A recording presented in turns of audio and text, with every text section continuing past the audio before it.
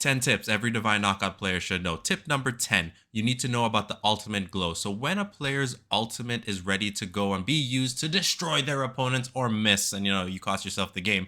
Now this is something very important when you're facing people off. So once you see this glow, you know for a fact their ultimate is ready. Now, knowing the ultimate is another thing you also need to know, but we're not on that tip. You just need to know when the ultimate is up so you know when to prepare for something or when they're going to probably be able to use it. And this comes in handy in our next tip here, tip number 9, where you need to know all characters. Now, I'm not saying main all characters. You need to understand how each character in Divine Knockout works because it allows you to face off and fight them a lot easier. Being able to anticipate what moves they have available to them and at least knowing the basics. So I'm not saying, okay, play this character for 100 days, then switch to master it. No, if you somehow master every single character, that is great. But I just want you to do what I do. I play every single character. I myself have my mains, but I play all the characters just to know what they're capable of and how fast they are in certain circumstances, what allows them to not be able to move after they use an ability. For example, when you use Heavenly Strike on Amaterasu, she's unable to move for just a split second, and that allows you to do some damage on her. So next up, we're going to go on to tip 8.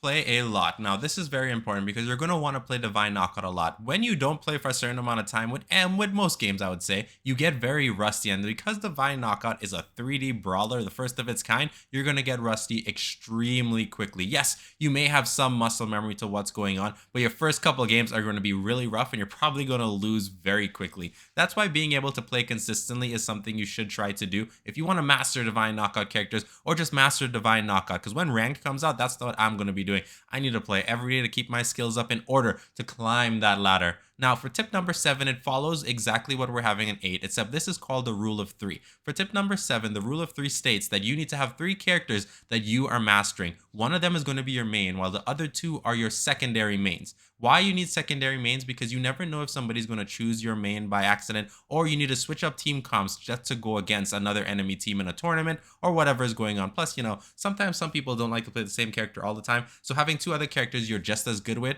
people will fear you for sure. So for example, my first character main right now is probably going to be Izanami. My secondary mains are most likely going to be Wukong and Thor. Those are the characters I see myself playing the most right now. Now, King Arthur is obviously a character I'm good with, but he's not part of the rule of 3 characters. So with that being said, we've covered 7 tips so far. Now we're going on to tip number 6, which I think is very, very important. Learning how to use your dodge. Now, this is extremely important for this game. When dodges get used wrong, then you can cost yourself a whole entire match. You can take free damage. Now, to be honest with you, a lot of the top players learn the skill of how to bait dodges. If you're able to learn this skill, then it's going to benefit you greatly in Divine Knockout. Me personally, I don't know it perfectly, and I see a lot of players use it against me, and I always make the mistake and dodge would cost me a lot of my matches, which I'm okay with because I'm a very chill player. But I'm just letting you know how important dodges are. Using the dodge at the wrong moment can cost you so much in a game. And let me be honest with you, if you use it properly, it's going to help you turn around a game. So that is tip number 6. Now we're going to tip number 5, which is learning the combos of your character.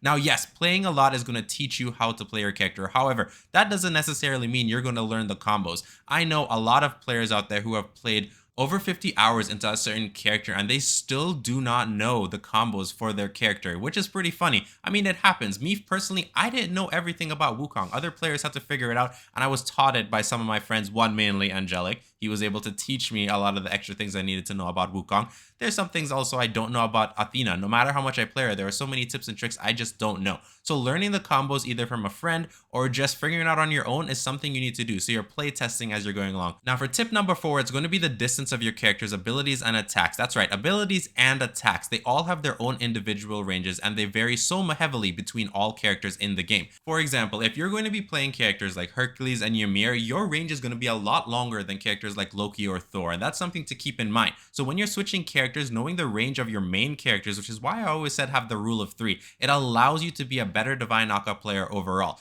Mastering the range, however, isn't one of the hardest things. It literally comes to you naturally once you play the character a lot. So we're going to move on now to tip number 3, which is pretty simple, learning the maps. Now, I don't know if you're a Divine Knockout player who plays 3v3, 2v2, or 1v1, or you just specifically play all of them like I do. Learning all the maps in Divine Knockout is something necessary. Each map has something unique to it. For example, some maps are very tiny and they have totters on the map, the little frog, and your job is to protect it. Well, not really, but it's such a small map where you're dueling your opponent. There is no no real room for you to run around and escape each other. It's about constant action. Then there are other maps out there which have varying hazards on the map, which is something you should be aware of. For example, the map that is notorious for knocking out people is the map with Penny the Pendulum. Penny the Pendulum knocks people out all the time on that map, and it's crazy. So simply looking out for these things allows you to turn around a game, or you can bait your opponent into getting hit with it, or use it for different circumstances. I know if you're not aware of it and you simply go in for attack, those hazards have no favoritism. They will knock you out to oblivion, and there's nothing you can do about it. And for one more example, I'm going to talk about the Mystic Mayhem one with the bookshelves. I use that map personally. As you see in a lot of my commentary videos when I'm fighting on there, I use those bookshelves to get people's vulnerability up, especially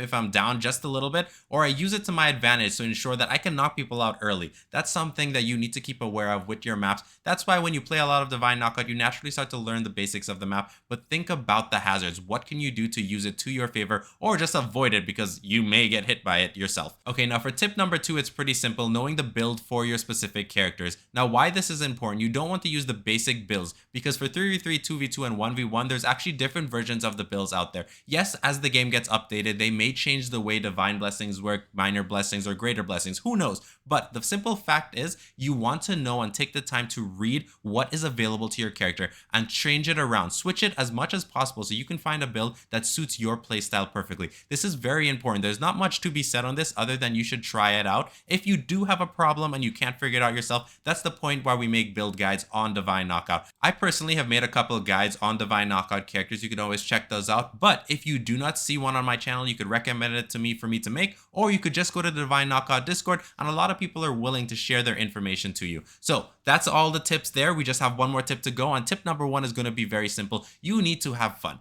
Which means remember the Orangeberry way, always spam emotes. That's the best way to show your positivity in this game. Don't take this game too seriously. If you're going to be salty about every single matchup, this is not the game for you. Honestly, Divine Knockout's about chilling and just having fun. Every game should be about that. When you start to take it to that next level of where you start to become toxic, I think that's when you ruin the fun for a lot of players. That's why the number 1 tip for me is just having fun and being chill in the game. Yes, you can try, but don't get too mad where you want to destroy your phone or go off on the community. There's no reason for that. So with that being said, these are 10 tips that every Divine Knockout player should know. If you think I missed any, feel free to leave it in the comment section below, and I hope to see you in Divine Knockout soon. Bye.